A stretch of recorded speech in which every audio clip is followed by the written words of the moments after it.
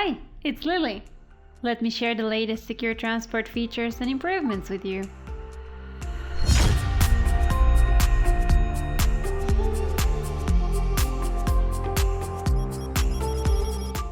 This month, we updated several third-party components that were reported in the National Vulnerability Database, including OpenJDK and Jetty. You can refer to our third-party software and licenses document for the complete list.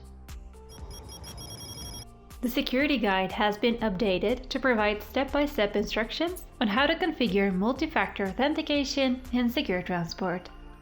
You'll find information on how to set it up with HTTPS, FTPS, and SSH, and also how to enable it for SecureTransport web client logins, as well as some troubleshooting tips. Now let's take a look at how to set up multi-factor authentication with HTTP and enable it for the SecureTransport web client. First, we go to the server control page and open the settings of our HTTPS server. Here we have to change the client certificate setting to required and click Save.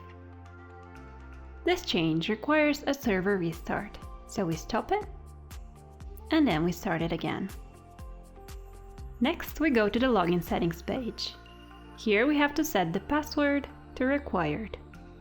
We click Save, and we also have to restart the transaction manager, so we go back and stop it. After we start it again, the next step is to go to the user accounts page and edit the accounts. We go to the certificates and then login certificates tab. Here you can either generate or import a certificate, and we've already got one here. Our last step then is to import that same certificate in our browser. After that's done, the user will be asked to authenticate using the login certificate, and then using the username and password. Only then will the user be granted access. So this is how easy it is to set up multi-factor authentication in SecureTransport with HTTP. With this release, subscriptions can now be configured to trigger route execution upon receiving a PeSIT acknowledgment for a file in the subscription folder. When the trigger route execution on PeSIT acknowledgement setting is enabled, route execution is triggered by either of the following events. 1. When a file is successfully uploaded to the subscription folder. In this case, the file is submitted for routing. And 2.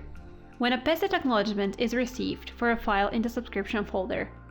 In this case, the route is triggered without payload, and therefore it should contain an external script or a pull from partner step. For more details and a use case example, check out our administrator guide. You can now expect a significant performance improvement for scenarios where storage acts as a bottleneck for heavy synchronous input-output operations.